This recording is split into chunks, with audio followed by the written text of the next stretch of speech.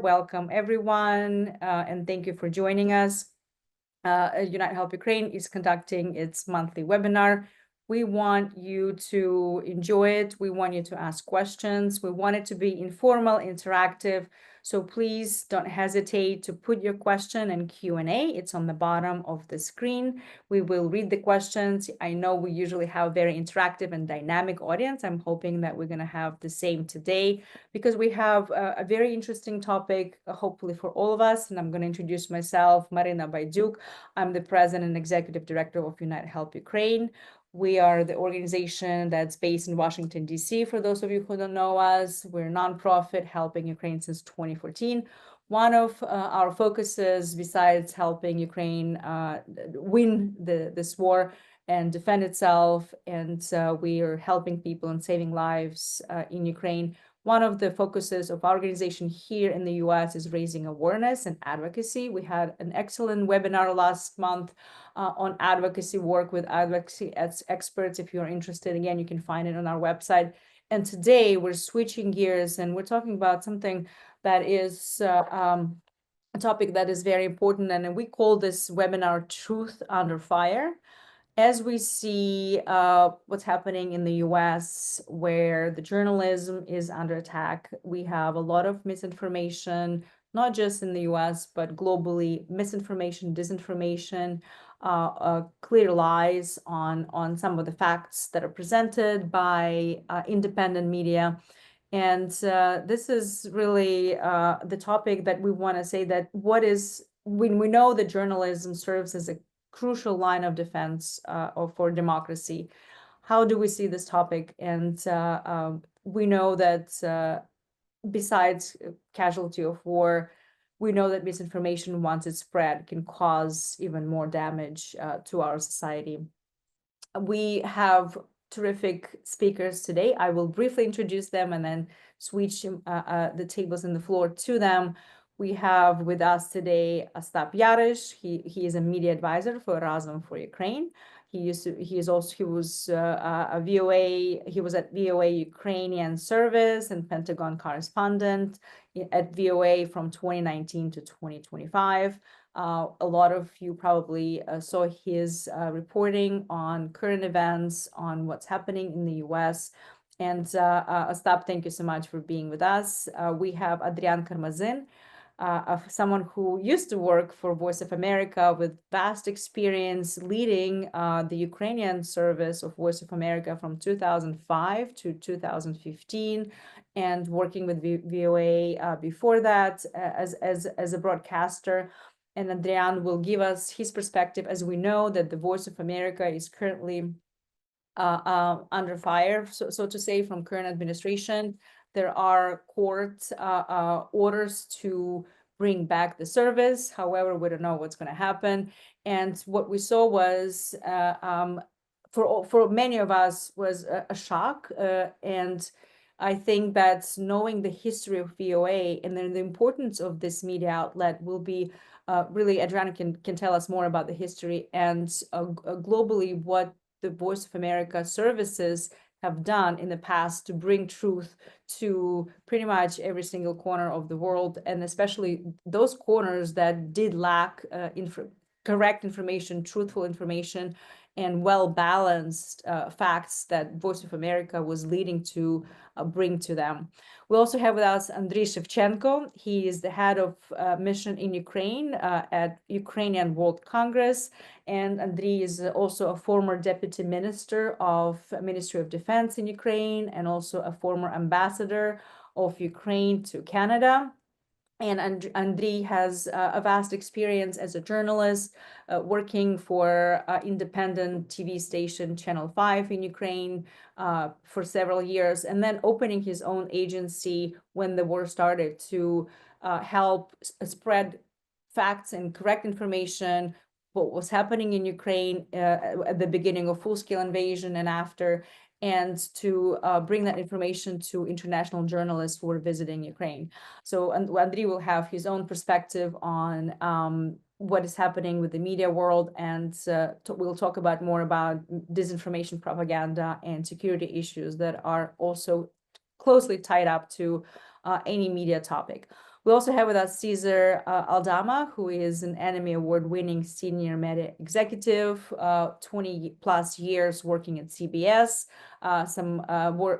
30 plus years working in media such as NBC, CBS, and others. And he is a consultant right now. And I think Cesar can also bring his perspective from media channels such as CBS and NBC, and the tendencies in today's climate, in the media climate, and how they're changing from very balanced, fact-checked presentation of information and news to more bubble-like information from certain channels that present their own opinion or their own views and not necessarily facts.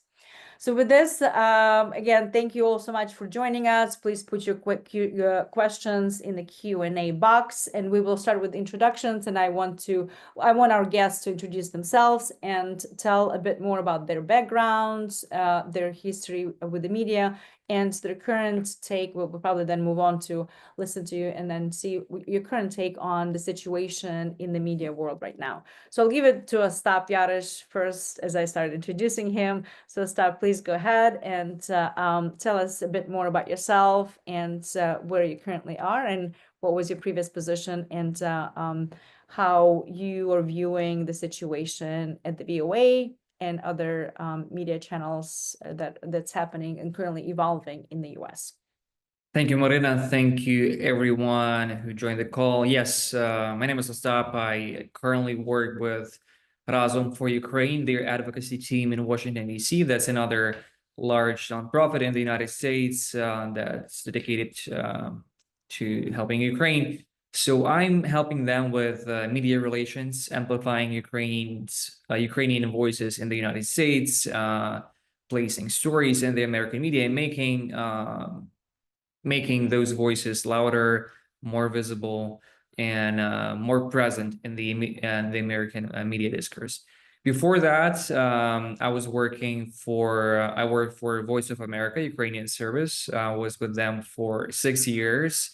Joined in 2019, worked up until this March this year, and in the recent years, I was focused on U.S.-Ukraine defense cooperation, U.S. foreign relations, and of course everything that was related to U.S. foreign policy towards Ukraine and Russia.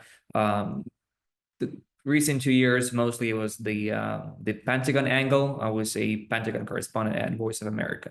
Well, of course, as many of you know, that VOA was dismantled, or at least there were attempts to dismantle the VOA. So for now, VOA is not back yet. There is silence in the broadcast, not only in the Ukrainian service, but all of 48 different languages services that VOA was broadcasting to. So of course there are legal battles right now in the courts, and Voice of America's team tries to challenge this executive order by President Trump, and challenge the decision to shut down the VOA, and trying to revive the broadcasting.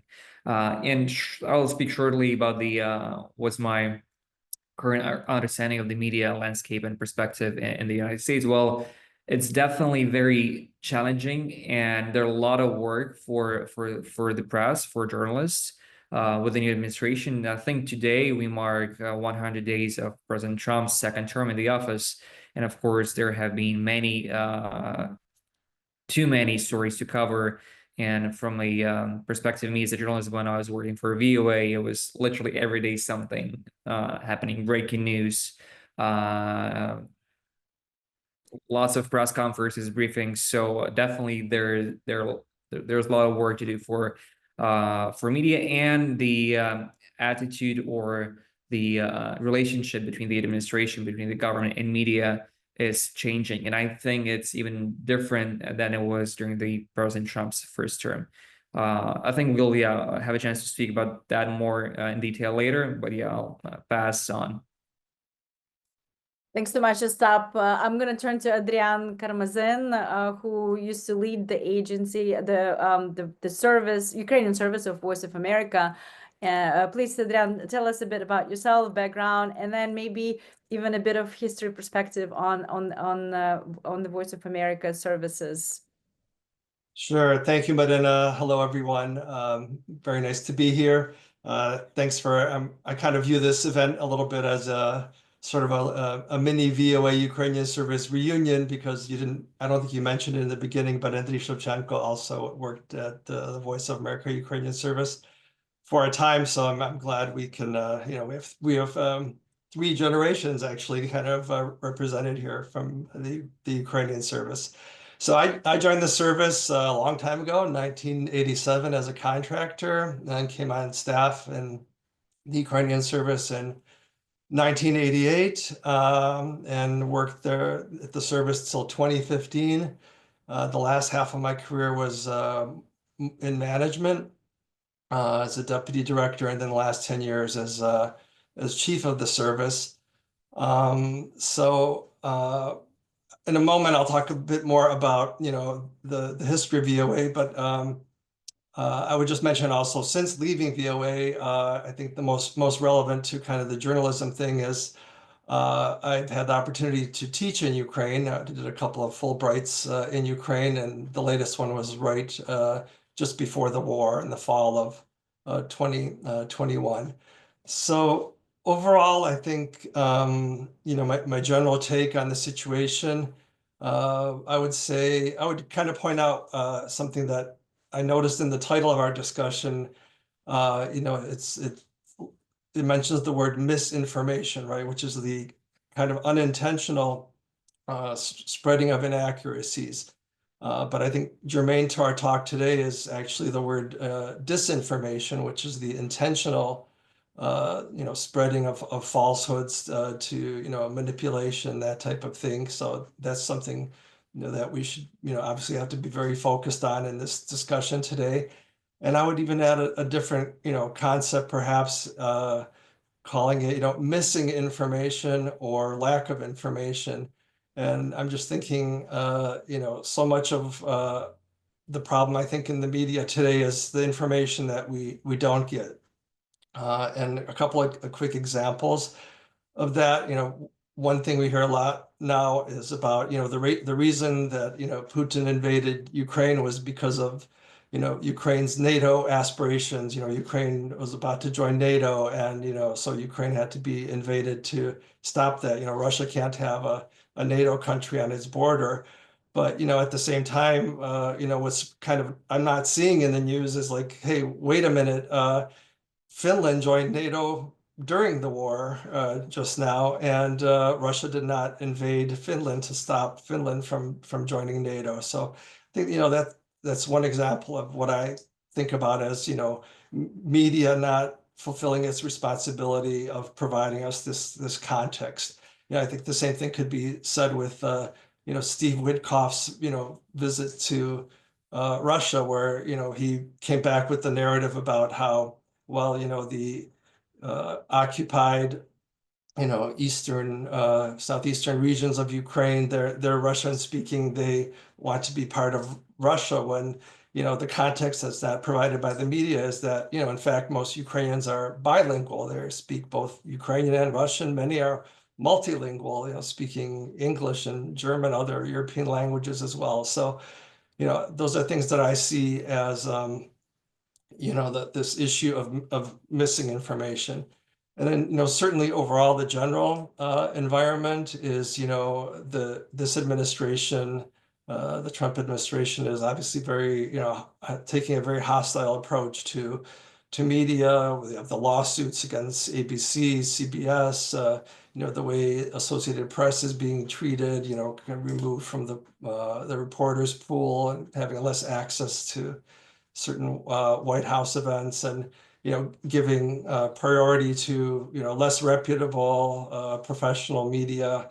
We saw that with Zelensky's visit to the Oval Office, where some less reputable media journalist was asking him about his suit, rather than focusing on the more important issues. So those are kind of the trends, some of the trends I see that are troublesome. And would you like me to talk about the history of VOA now or come back to that? So maybe we'll come back to that, Adrian, because you just laid the ground, and I think it's very important for you distinguished several very different concepts, lack of information or missing information versus disinformation versus misinformation, and how that can influence really perception of the audience on what's happening. And all of the above, I guess, will definitely shape people's understanding of the situation. And we see how people who were very pro-Ukrainian are switching their understanding based on what they see on TV and the new rhetorics from the Trump administration. And this is something that I guess for any independent media representative, it's very important to provide this. And then we'll probably come back to this when you talk about the history of VOA and why it was formed, and how we know and for sure that the Voice of America outlet was specifically pushing the objective and balanced view of current events in the US that was then broadcast to many countries in many languages. So we'll come back to that. So I'm gonna talk to Andriy Shevchenko. Yes, I remember that Andriy also used to work at the Voice of America Ukrainian service, and this is great that you have 3 generations of people who are alumni of the VOA. So Andriy, and your perspective from someone who is now leading the mission in Ukraine of the UWC, so Ukrainian World Congress, and your previous experience, and talk a little more about your center that you organized in 2022 and your idea behind it, and how it's still a successful way for people to receive correct and factual information in Ukraine, especially for foreign journalists. So just background about yourself, and then where we are right now in Ukraine with media. Well, I'll just say, Marina, that also I've spent 11 happy years of my life in career journalism, and free speech and truth mattered so much to us. Today, I would rather talk from the security angle. And I'll just say that I was very happy to be part of the Voice of America team at the time when we launched the first ever Kyiv bureau under Adrian's supervision. I think that was quite a moment.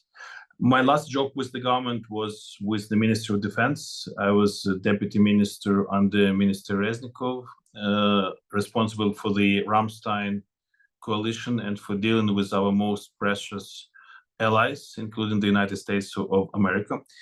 And now I indeed represent the Ukrainian World Congress, which is an umbrella organization for 114 Ukrainian community organizations in 49 countries.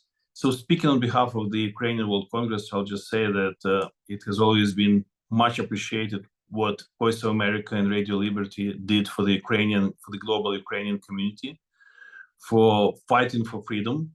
And I think that's something that makes us very concerned when we look at what is happening on your side of the pond, Marino, right now. So later on, I would like to explore what that means from the security angle. Great, thanks so much, Andriy. We'll come back. I think this is again an important angle, and as we said, the information, the correct information that or disinformation and propaganda will lead to some serious consequences, as we saw what's happening in Russia as an autocratic country, in other countries such as North Korea. And some of us, like myself, growing up in Soviet Union, we also know how it feels to have censored press or press with one angle and lack of information overall. Cesar, we're going to turn into you, and please introduce yourself. Tell us a little more about yourself and your background and your current position, and how you view your work at CBS and NBC in the past 30 years, and how there are changes and tendencies in multiple media outlets that are now maybe less more engaged in presenting their own opinion than presenting facts and covering the information, balanced information. Thank you, Marina. It's great to be here. I been in TV now, well, it's been over 30 years. I started my career at WSVN in Miami, and I had various jobs throughout my career, photographer, assignment editor, managing editor, and then I ran newsrooms, and just recently I was the vice president of news for the Black News Channel. Most of my career has been at CBS owned stations or affiliates. I've worked at NBC stations in Philadelphia for about 7 to 8 years. So I've had the great fortune of being in this great career as a journalist. When I started, for me, it was like truth. It was pretty much black and white. I mean, you go, you get the facts, you make sure that you're balanced, and you present the news and let the viewer decide how they want to take that information in. But as time went on over the last several years, it seems like truth has gotten very gray.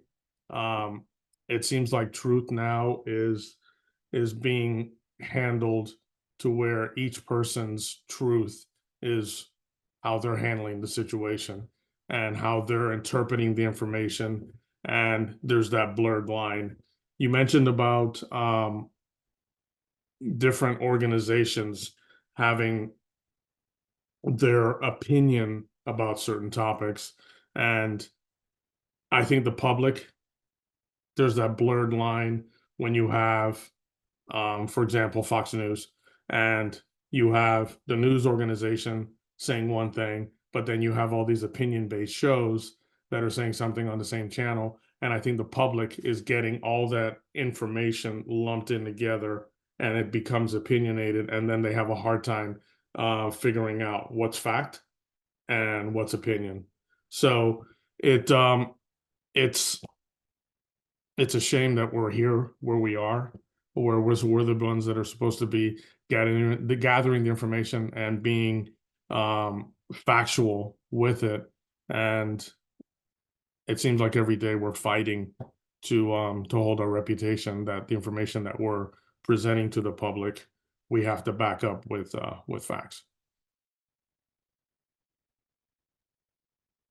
Thanks, Cesar, so much for your introductory remarks. And we will turn into Adrian for a little bit of history, because I think it's important to have this perspective before we move on to the current state. A bit of a history of the agency that broadcasted in how many languages? 100-something languages, right? To 160 different countries. And Ukrainian, we know that the Ukrainian service was at some point one of the largest, and really was acknowledged at the Voice of America as one of the most crucial for, again, presenting facts to Ukrainian people. And can you just give us a little overview of where this idea of VOA came from, and how the VOA, what was the evolution of the service, not just Ukrainian, but of the media outlet, and where it was when Trump administration decided to shut it down? Sure, thanks, Marina. So Voice of America was established in 1942. The first broadcast was in German. Obviously, the importance there of countering the German narrative, making sure that what the U.S. was doing, how the U.S. saw the war was being disseminated. Obviously, after World War II, the mission changed, and the focus became battling the communist world, the Soviet Union, the Soviet threat. Those were the priorities from there until the end of the Soviet Union. So the Ukrainian service was established in 1949. The first broadcast was December 12th of 1949. And again, we just know how, battling the authoritarian threat, authoritarianism, Soviet disinformation about, everything they were doing in the world, all the repressions that were going on in the Soviet Union, both human rights repressions and, the rights of nationalities in the Soviet Union. That was the priority of the coverage, and obviously censorship in the Soviet Union was a huge problem for the audience. People had no alternative sources of information, so they turned to VOA and other international broadcasters. It was difficult because the signal was jammed.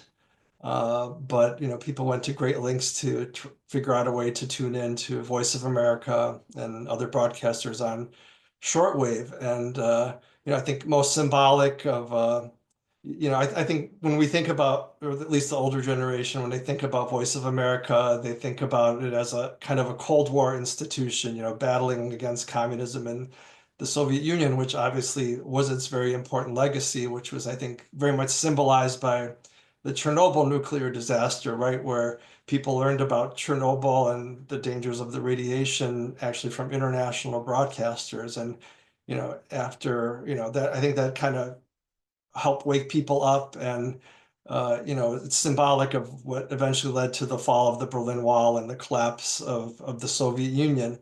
But obviously my time really, since I started in the late 80s, was really post-Soviet Union and the period of Ukrainian independence, the first decades of Ukrainian independence. And so I think it's important for us to realize that, there was a whole different, new age, a new adaptation of Voice of America's Ukrainian service to the new realities in Ukraine, being a partner, an informational partner for Ukrainians as they built their democracy and their own independent media. And as U.S.-Ukraine relations kept on improving, deepening, to the point where, Ukraine became such a priority for U.S.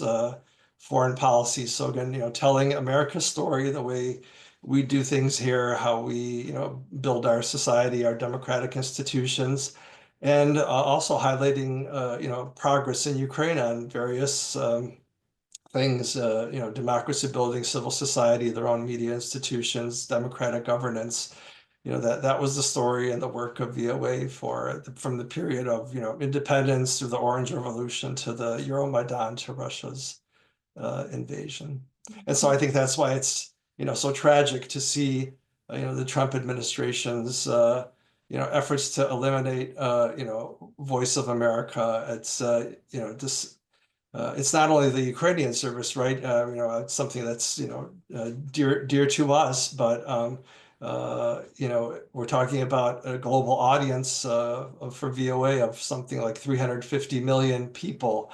So why would you destroy such a tremendous asset? Any media organization that could boast having that kind of global audience, it just it doesn't make sense. It can't be in the national security interests of the U.S. And so many societies depend on the VOA not only for information but for hope. It's it's the audience, but it's also the tremendous group of journalists, 1,300 journalists that work at VOA, a tremendous asset of journalistically and also as country experts from all covering the whole world. So I hope we can get that decision reversed. Yeah, and I just want to thanks Adrian for this historic perspective. I want to turn to Ostap, who was one of the people who were let go at the Voice of America not too long ago. What was how was it to work for the Ukrainian service at Voice of America? What was your experience at the service, and overall your take on the situation that is evolving around what is the future of Voice of America and Radio Liberty, pre-Europe Radio Liberty? Is there any hope that the decision will be reversed, in your opinion, or is there a chance of reforming the Voice of America to something different and maybe not being federally funded, but as an independent medium? Of course, thank you, Marina. So as for my experience, so I worked for VOA for 6 years. I loved it, and I think the mission, like to me and to many of my colleagues at VOA Ukrainian, it was not just about journalism, not just about work, but also about mission to being this sort of bridge between the United States and Ukraine, especially in the past 3 years when we saw the Russia's full-scale invasion, war against Ukraine, and with events evolving and evolving so quickly here on the US side as well. So it was crucial to first battle this disinformation, also to counter misinformation, because often we would see that some media in Ukraine, they would lack context, or they would not have access to policymakers or decision makers here in the United States, or they would simply misinterpret or use wrong translation. They would mistakenly translate something differently, and that would change the entire context. I'll give you an example. Like one of the stories, it was during the Biden administration, and he was walking from the helicopter to the White House, and of course it's super loud and you barely can hear anything, and then the press is always shouting questions, so it's super loud. And one of the journalists, shouted the questions to the former President Biden, saying, "Mr. President, are you going to visit Ukraine soon?" And he said something, yeah, I'm not sure if he even heard the question, but then the Ukrainian press picked this up. President Biden confirmed that he is going to visit Ukraine. We should expect President Biden soon in Ukraine. Then the White House, of course, had to clarify this message and saying, no, like we're not planning any trip anytime soon. Well, later, I think half a year after that, Biden visited Ukraine, but it was one of the examples. Or there will be other examples that they would not understand things about military aid to Ukraine, or some congressional made decisions, or how the process works, right? Like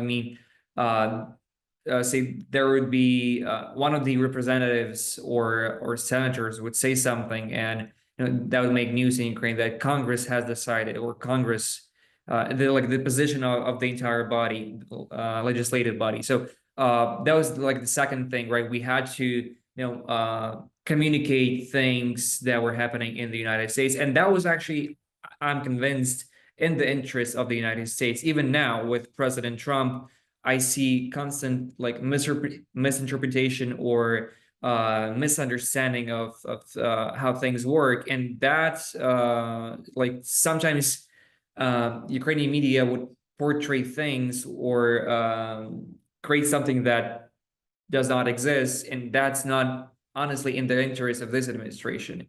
So VOA would go naturally and say, well, this is what has happened, and this is what the president has said, or other things to communicate and explain what was happening. So, and third thing, I think what was super important for us, we constantly had access to the briefing rooms, or to the lawmakers or the administration, and we could see what we could go there and ask those questions that our audience would be interested in. We would have constantly those daily briefings, or those like daily shows, and people could ask questions, something about like military aid or sanctions, or why the previous administration, like what's taking them so long to let Ukraine use longer range weapons, and so on and so on. So we would read those questions, and then we go to the briefings, either the Pentagon, the State Department, the White House, the Congress, and voice those questions, ask those questions directly to the policymakers.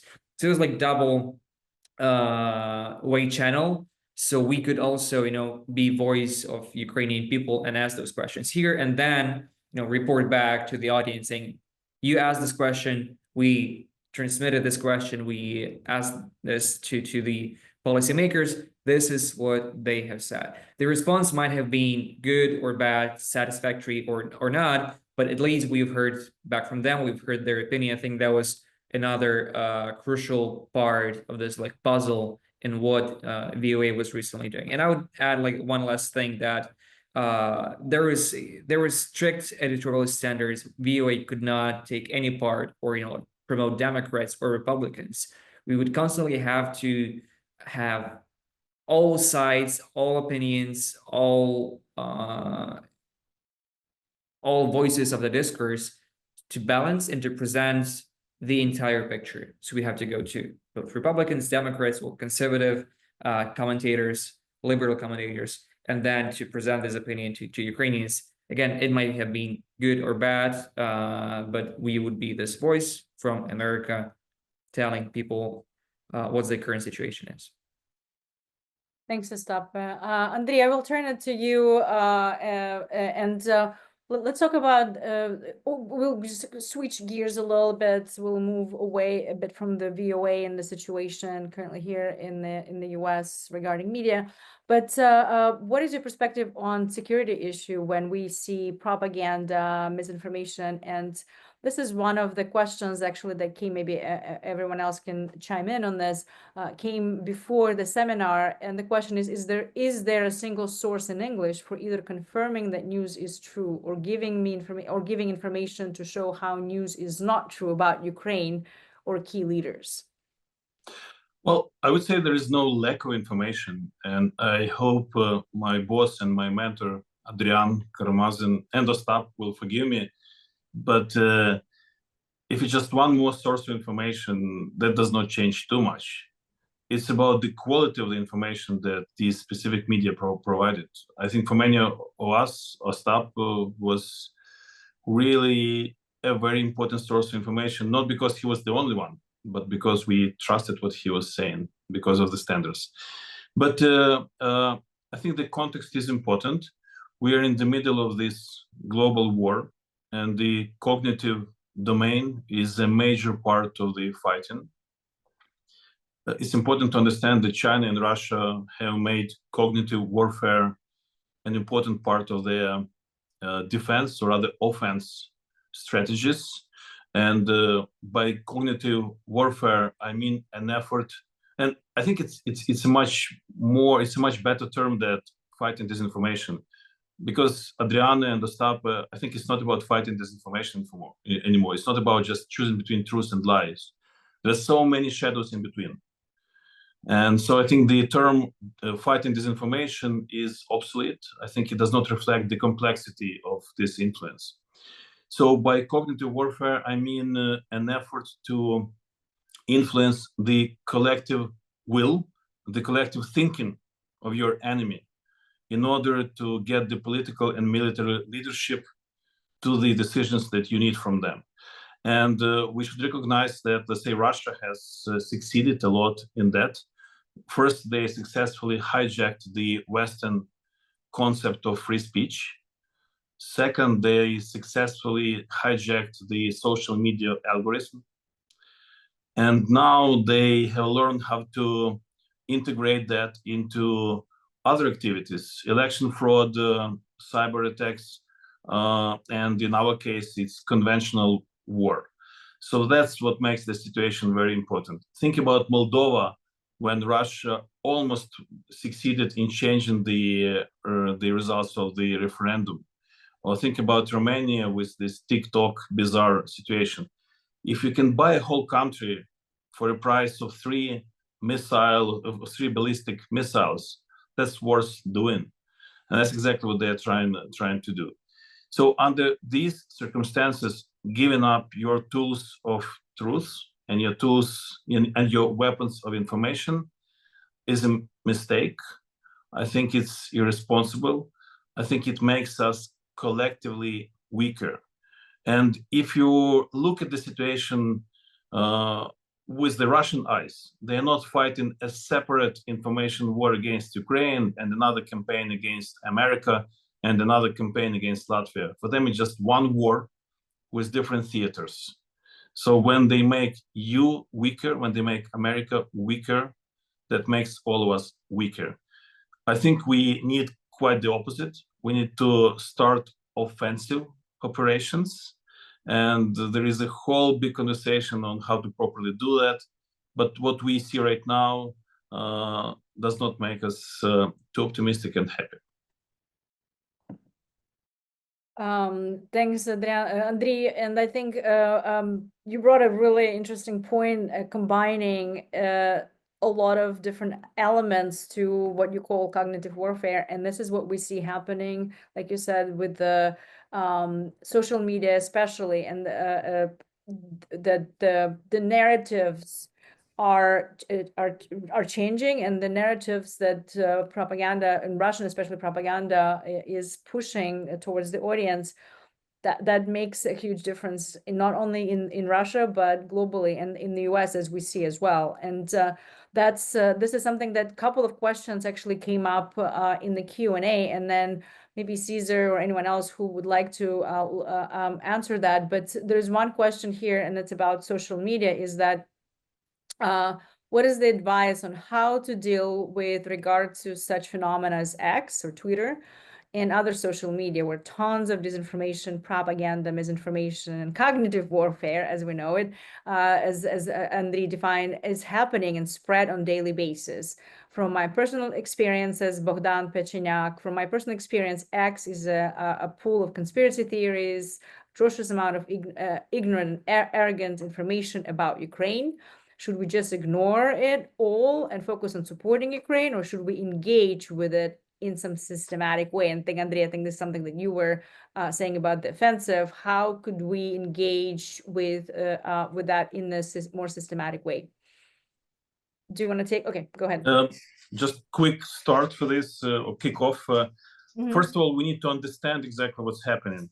And if we had some of our colleagues from Brussels, from the NATO headquarters, talking to us here, they would probably tell us that something they're working on right now is a dashboard where they try to bring together all different sorts of threats.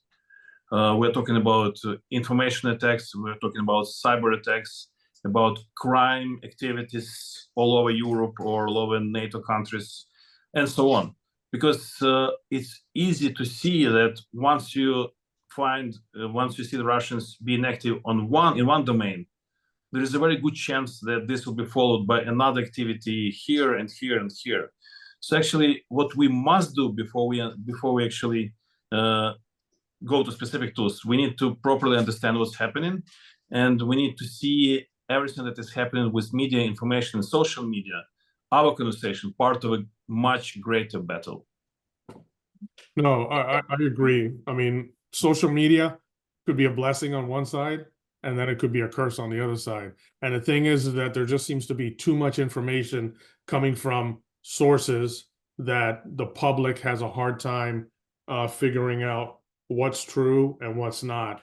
You have these bloggers who are putting information out there, and the public some of them are taking it in, and then others are coming out with other information that's contrary to what's being said or what's actually happening. So social media, again, it's a blessing on one side, but then again, it's a big curse on the other side, where you have consumers who are trying to take in information and they can't really define what's the truth and what's not true.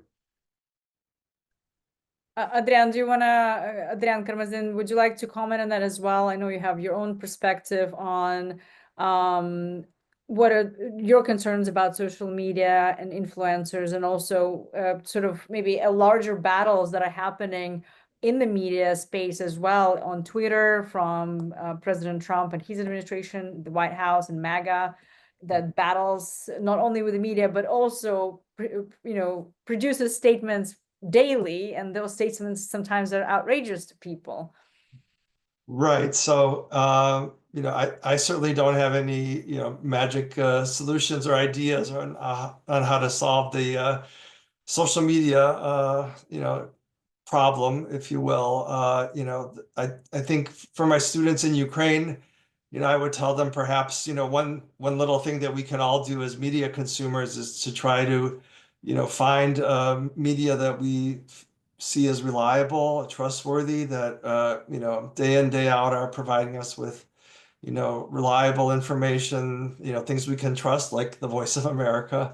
And but particularly to support independent media, be it your public broadcaster or important reputable legacy media like Wall Street Journal and New York Times, Washington Post, and not try to just get all our media for free, but really put our money where our mouth is. That would be one thing I would suggest.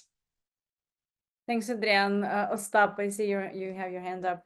Right, I'll add to that. Somebody asked me recently, so what if somebody doesn't have a big platform, say on Twitter, X, or Facebook, or elsewhere, Instagram, but wants to contribute to this informational fight, wants to add something, right? Of course, tweeting things when you have like 100, 500 followers would not be as effective as somebody who has like 5,000 or 50,000 followers, right? Tweeted that. But I would say that one thing, what you can do to promote those voices and use the algorithm, not just like or retweet posts or things you see on the social media that you think are worth spreading, but go and comment on that.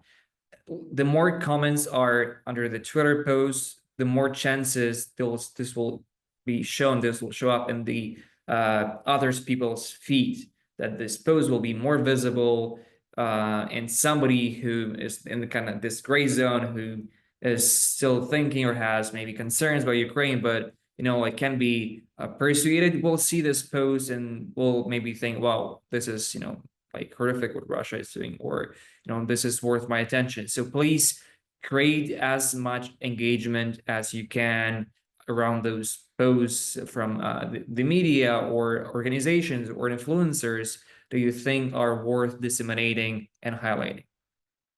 And so sort of the question from Bogdan Pachiniak came again, and that to follow up with what you said. So basically engage with the media that you trust, the influencers that you trust, with correct information or balanced information and facts.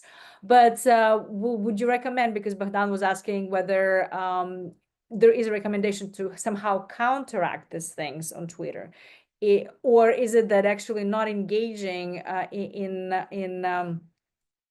this activity is just sort of you're ignoring the post? Is that better, or is it worse in your terms? Because you just touched on this topic. I just want to follow up with both. I think it's double-edged sword. If you see something that is a blatant lie, or just like disinformation or something that's made up, you can highlight to this followers and say, hey, actually, but I would not retweet that. I would actually take a screenshot of the post. That would not create additional engagement to the original message. But if you take a screenshot of somebody saying something which is untruthful or intentionally false, you can just highlight to your audience that, well, guys, like this is BS. This is not true. But if you well, you can retweet or quote, but again, this would create additional engagement, so you probably would think twice when you want to do that. Thanks. I think those are practical things that people can do, and I think Bogdan was actually asking for this practical solution. So thank you, Annie. So Andriy, Shevchenko, the question is to you. Annie Lindsay is asking. You said something about Russian success on the concept of free speech. Could you please expand on that? Sure. Well, that's a big conversation, but basically, I think all of us feel that we are witnessing a major shift in what is expected of the media in the free world. It used to be you expected the journalist actually to give you the truth. And now we see quite often that is replaced with just journalists giving the floor to 2, 3, 4 different views without actually doing the difficult job and trying to explain where the truth actually is. And I think that's part of that is lazy journalism, but the big issue, and you can see my daughter joining me in, and I can only imagine what the challenges are going to be for her generation. But second part of that is it's just too much information. So it's natural. So I would say this: truth has lost its monopoly, its final word in a discussion. And that's very sad. So earlier in the good old days, you expected that in the end of the discussion, somehow you will arrive to the truth. Not anymore. Moreover, now we see that many people will just say, do we actually need the truth at all? We can comfortably live in the world we are, and probably there is not much value in actually finding the truth. So it's very sad. And quick answer, I saw a question on suggestion for journalists. So I'm now in Kyiv, and in Kyiv there is a lot of effort done actually to educate, to help Western media, free world, international media to properly tell about the war in Ukraine. So there are some really good suggestions on the Ukrainian MFA side. Also, some other organizations that work with foreign media. They are relatively easy to find. But I think there is a lot of damage, not just in the language that is unwisely used, but in something much deeper. When you say a respected international news agency saying that, let's say, Zaporizhia voted 96% in a referendum to become part of Russia, and every single word of that headline is a lie, because it's not Zaporizhia, it's just part of the region. Zaporizhia has never been captured by the Russians. Obviously, there was no referendum, they never voted. The number is something which is just taken from the blue. So that tells us something about something more dangerous. It's not just about using their own language. It's about laziness, and it's about profound misunderstanding of the context. And unfortunately, we have seen so much of that coming from world-class Premier League international media. That's really embarrassing and really discouraging. But to follow up on this question from Philip Sitter, who was asking about the sources, is there, like you said, that is there, do you, Ostap or Cesar or Adrian, do you want to join to that? If there are some important concepts, again, like Andriy said, people sometimes have not even like geographical, they can check it out geography-wise, where everything is located, and the current map of Russian and Ukrainian forces, and that's oftentimes that even that is not followed thoroughly and checked thoroughly. Are there any specific things that you want international journalists to have a standard definition of, such as Crimea, Donbass, some Ukrainian spellings of major cities? Will it be helpful to have like a centralized platform for those things? I don't know if there is, or maybe there is one that already exists. Or like Andriy said, it's just for the agency to check and multiple times check and recheck the information that they receive. Any take on this question, whether there should be one or there is one, or I can like shortly add. So I mean, maybe like there's Ukrainian state, I don't know, like MFA, maybe, you know, like guidance for their journalists, for the media, for the editorial boards, how to spell cities and all that. But for people, I would say, you know, like if you're talking about the battlefield situation and what's happening, you know, with war, I would suggest following Institute of Studies of War. It's based in DC, and they are constantly following the recent updates, and they have really helpful and insightful those like newsletters, and on Twitter they constantly post recent updates from the battlefield. So, and they're pretty reliable, and their opinion is I think has pretty good expertise. So I would suggest following them when it comes to, you know, following the battlefield situation. I mean, as far as TV is concerned, we at the local level, it's always good to touch base with the network. The network has a lot more resources than local TV has. So they may have people who are actually in Ukraine who can provide you information firsthand and make sure that those sources obviously are credible sources, that you can go ahead and use the information that they're providing you, so you can go ahead and report that information. So local TV, obviously relying on your networks to make sure that information is factual. Thanks. We'll have one last question, and then we'll have a couple of minutes of closing remarks. The question is from Ray Babby. He's asking, maybe he missed it, but there are some organizations, bad ones, of course, that are using AI to create responses and to create posts and disinformation posts.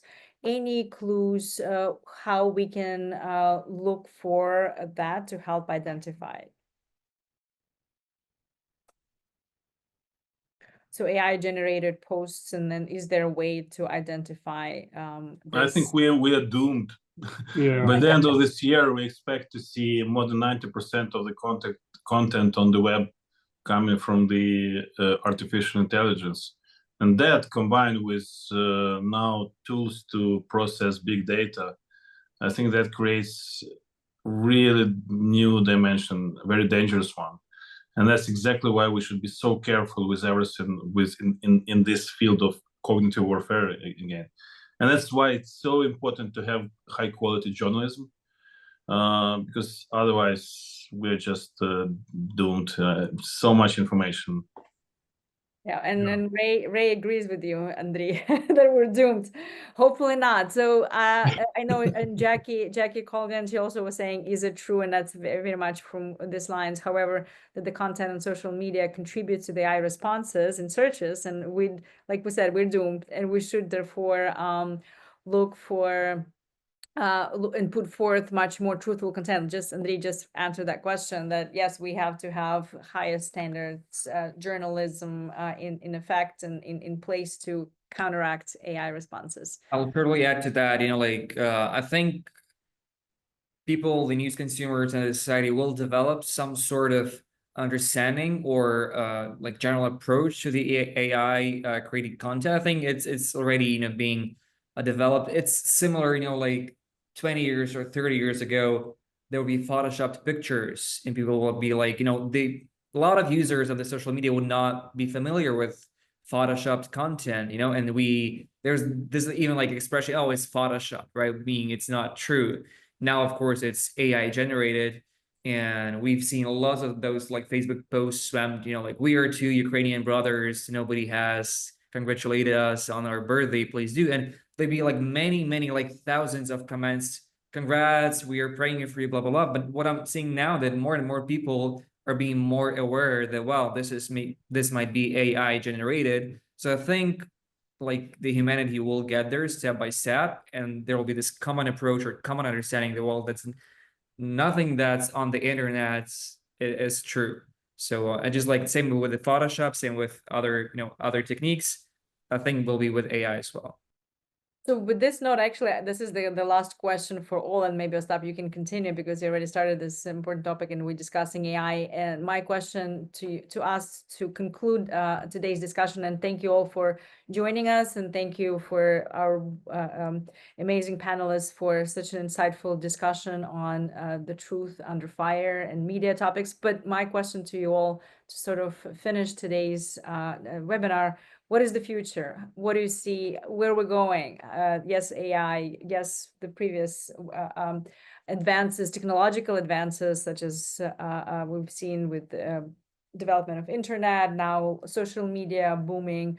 Where are we going with the journalism and the idea? And I think it was a bit pessimistic hearing from Andriy that there is no such thing. I mean, there might not be such thing as simple truth at the end of it all. But I think for the audience, and just what are we looking for? Where are we going to see us in 5-10 years from now? Yeah, I'll continue shortly. So I think the trend that we are seeing now, when we talk about the trust of the people, it's shifting from traditional news consumption to more opinionated or unconventional podcasts, bloggers, TikTok videos, YouTubers, and more. Those people are they are gaining more and more audience, and a lot of people are listening to them, or they use those blogs as they primarily news source, and they consume news from those platforms.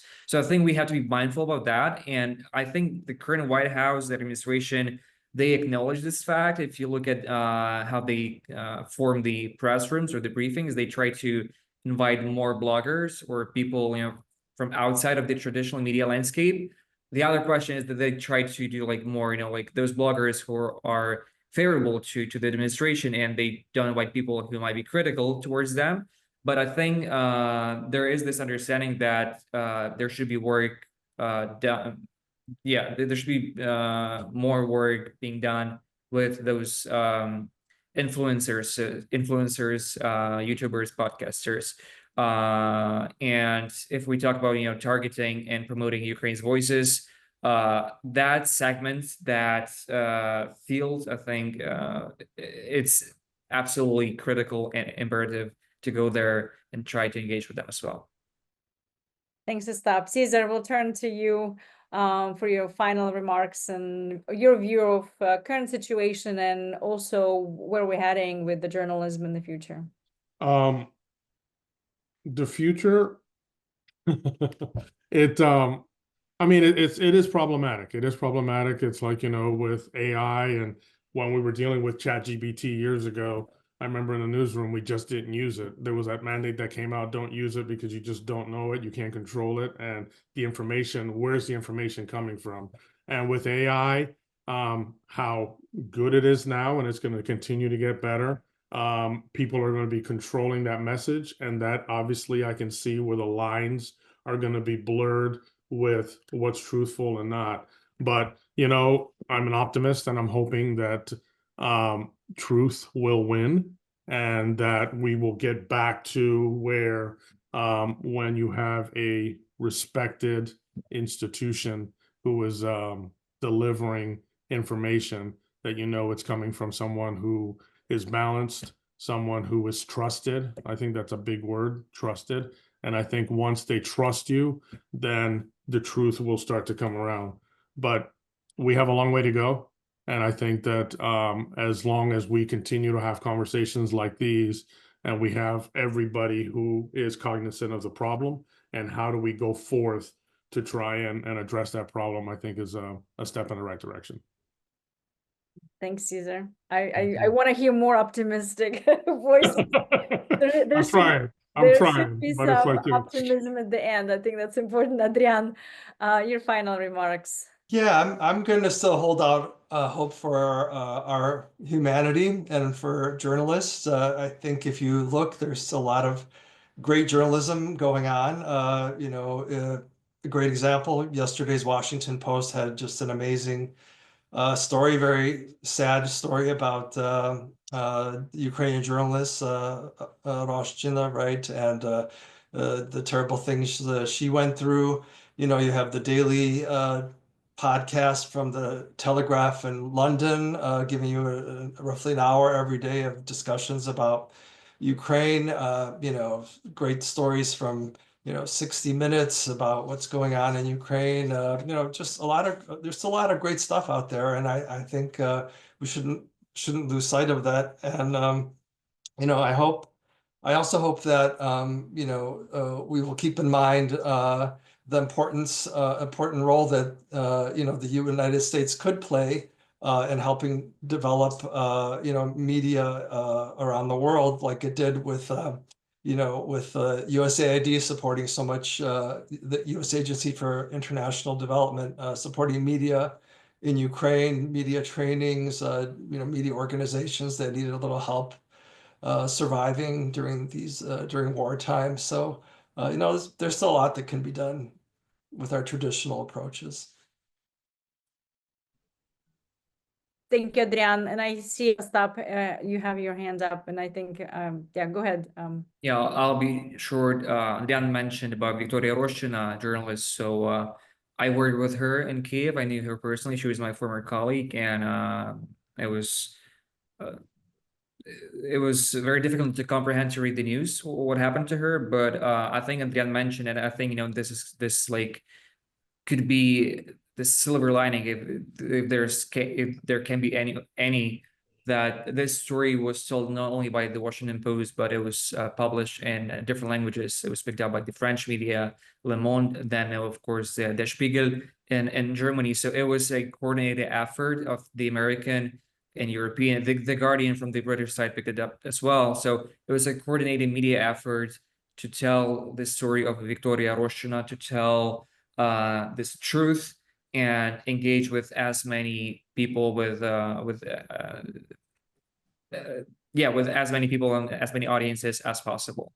So I think the journalism here played truthful journalism and quality journalism was super important. And my feed was swamped with those messages or like reposts in different languages, French, German, English. So people were truly shocked when they read this. So I think that coordinated effort, transatlantic cooperation when it comes to the media freedom and media cooperation, I think that was truly a remarkable example of how things can be done and how truth can be highlighted and mis and disinformation can be battled as well. Andriy. I just wanted to acknowledge some fair comments coming from Bogdan Pachiniak and from Jackie, that actually you can use those dangerous new tools to spread the truth and to be creative about that. That does not solve all the problems, because it's not just about the quantity of the information. You can produce 1 million posts on social media and none of them will get into Russia. Sometimes we feel that we have a hard time even getting the truth into the White House. Forget about some more difficult to reach places. But in the end of the day, I really believe in the big battle, there is nothing too new. For generations, for centuries, and throughout the whole history, it has been a battle between the good and the bad. And when Adrian and his team started many new things, probably they realized they worked against the odds when they were fighting the communist propaganda, or when they decided to start some operations in Kiev, Ukraine, but they succeeded. So I would just encourage all of us to do what we can. And I strongly believe that even against many odds, we will succeed. Thank you, Andriy. And on this positive note, I want to thank all of our speakers today: Andriy Shevchenko, Ostap Yarysh, Adrian Karmazyn, Cesar Aldama, for your really insightful remarks and a really interesting conversation. I'm sure our participants enjoyed it. So thank you for all of you who continue to support free and independent media, who continue to advocate for Ukraine on many levels. And the truth will prevail. So we hope that really with the remarkable work of really true journalists, true to their core of truth, facts, and balanced information. And we didn't even talk about other journalists under attack in Russia and detained everywhere else in the world. And this is a huge topic as well. It's not just the physical attacks and from many different governments on the journalism and freedom of press. So we hope that there is definitely a bright future for journalism overall. And we all really hope that Ukrainian news will be covered here with the most objectivity. And I just want to thank you all again for all the work that you do to cover the truth and present the stories to Ukrainian public, to American public, and globally, internationally. People deserve to know the truth, and they deserve to have access to information. So thank you all so much again. Please join us next month. We'll have another webinar. We'll try to find a topic that is of interest for many of our participants, supporters, and donors and partners. And thank you all again, and especially our great panelists for today's insightful discussion. Thank you all so much.